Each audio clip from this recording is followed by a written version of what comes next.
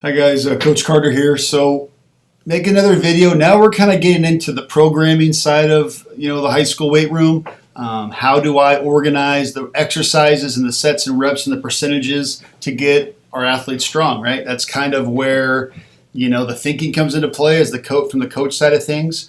We can just throw exercise on a whiteboard, but how does it play into what we're trying to do for our athletes? So if we just quickly reviewed, we got to start with obviously some basic vocab, some basic understanding of vocab terms. Like any classroom, you got to understand the words to really understand what's going on. So I made a video about sets, reps, and percentages just to give us some basic understanding about when I see this stuff on a piece of paper, what is it? What do these numbers and these percentages even mean?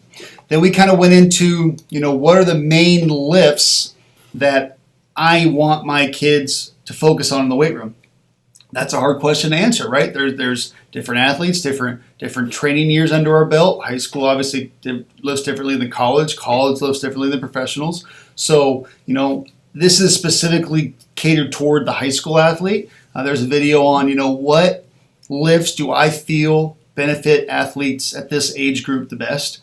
So once you kind of have an idea of the lifts we're going to focus on, well, then we got to begin to, think about how we're going to program these lifts into a losing my words. How do we program these lifts to optimize strength and conditioning in our athletes? So I'm going to quickly kind of just go into my thought process and kind of the progression I've gone through. So I use the tier system. Okay, this was a program based from a book I read that was written by Joe Kenn. He at the time was with the Carolina Panthers, and before that he was with Arizona State. But his philosophy is total body lifting. He feels like that is what translates the most accurately to sport. And I've messed around with other programs. I did strength power, kind of more of a Nebraska type, early 70s, 80s, 90s type of deal. I did upper lower splits on specific days. That's, in my opinion, better for bodybuilding. I've done the triphasic system, which is, I think, even with strength and power, a little bit more college, a little bit more, college type athlete. To me, that benefits college athletes a little bit better. So for high school kids, I've found that the tier system works best for me. It's total body. I can get a lot of bang for my buck. I can get a lot of exercises in.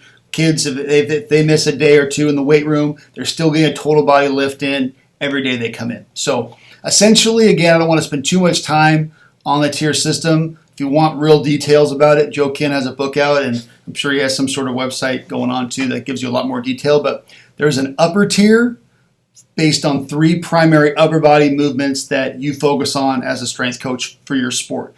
For me, these are generally the 3 I focus on: bench, incline bench, overhead press. Lower body tiers, squat, deadlift, lunges. Total body tiers or Olympic lifting, we focus primarily on cleans, high pulls, and front squats. If I had more advanced kids, I'd probably focus more on snatches.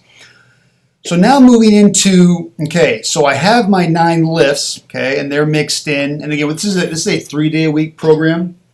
The tier system, you can edit it to be a 4-day-a-week program, a 2-day-a-week program. It could go 5 if you want to.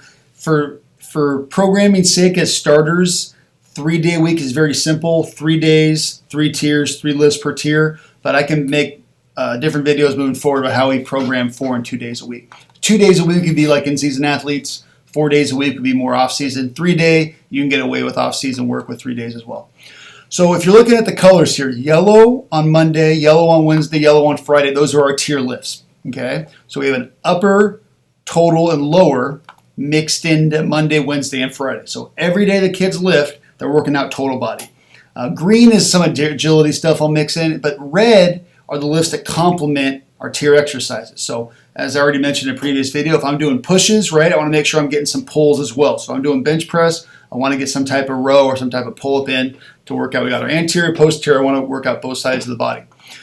So how do I know which yellow lifts to put in which day? So quickly, this is kind of the basic scheming. And again, what's awesome about this world is you guys create the world you want for your athletes. If you've got a bunch of basketball players, you want to focus more on lean, lean muscle mass. You don't want them to get too bulky, and you want to work on explosiveness. If you got a bunch of O-line, D-linemen in the weight room, you want to focus more on strength, and you want to get them really big and strong. If you got a bunch of track runners, you don't want them too heavy, but you still need to get them explosive to sprint. So that's going to be what you focus on as a strength coach. But if you're, again, just looking for general ways to get high school athletes strong, this is what I recommend. So for Monday, I'm looking for an upper body lift, total body lift, lower body lift. So it says 1, 2, 3 by it. Well, I just go to my chart. I want upper 1, which I know is bench press, upper 1. If I want total 2, I can go to my total body lift, number 2, which is high pull. And if I want lower 3, lower body lift number 3 is lunges, upper, lower, total, all in one day. Now, it's going to get a little confusing on Wednesday, Friday based on this program because I switched it just for the sake of me having front squat as a total body lift. Technically, that could be considered a lower body lift, and I didn't want double squatting going on. So for my program, I did lower 1, upper 2, and lower 2 in the same day. So let's go to Wednesday real quick in the yellow. You can see squat and deadlift are being done in the same day. So you could say I'm missing a total body lift, which, is true. We're going to supplement that with some plyometric work that day to make up for it. But on Friday, I do a total 1, total 3, and then I go to my upper 3. So on Friday here, you got clean was my total 1, got front squat as my total 3. Well, that's really, can easily be considered a lower body lift. And then dumbbell overhead press being my upper 3. So normally you would put your total 3 where my cursor is, and you would put your lower 2 where my cursor is. The way my weight room was set up and the way I had my tiers set up, I thought it'd be better to switch them. But the idea behind the whole system is getting total body lifts in every day. So, I'm going to do a whole different video on supplement auxiliary exercises, how to mix those into your tiers. But generally, I just wanted to give you guys a basic outline of how I organize the tiers throughout the week. Now, quickly with percentages and sets and reps. Let me go to my pages here. I may have mentioned this already, but I use a linear progression. Okay, so we start with week 1, for example, would be high volume, low intensity. Okay, so week 1 of my program, our program, Cerritos High School program, is going to be high reps, like you see 4x12 here, low intensity, low weight on the bar, okay? And it's a linear cycle. So as the weeks progress, we got 2 different things going on. See if I can do it. We got the volume decreasing as the weeks go on, but we have the intensity increasing as the weeks go on. So let me show you an example. Bench 4x12 at 55%, okay? Week 2 now, reps drop by 2, intensity or weight goes up by 5%. Week 3, reps drop by 2, intensity goes up 5%, which equals more poundage of our 1 rep max. Week 4, reps drop by 2, intensity goes up. Week 5, that same progression. And then week 6, we're going to end with low volume, so only 4 reps if we're looking at bench, high intensity, close to 80% of our 1 rep max. And why do I do it this way? I want to prepare for week 7, which in our program is testing. So I want to get those kids at a high intensity right before we test.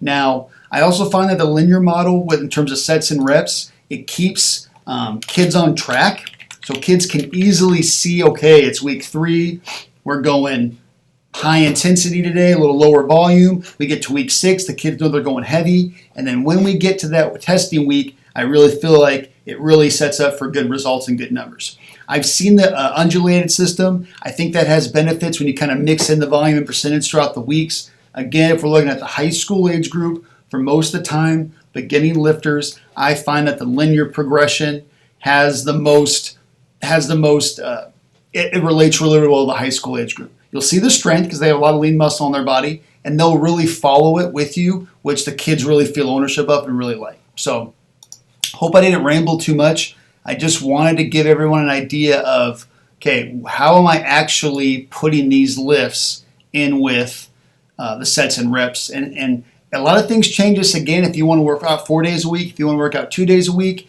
if you don't want to focus on as much upper body, you might want to do more auxiliary exercises. Well, now that's going to change your tiers.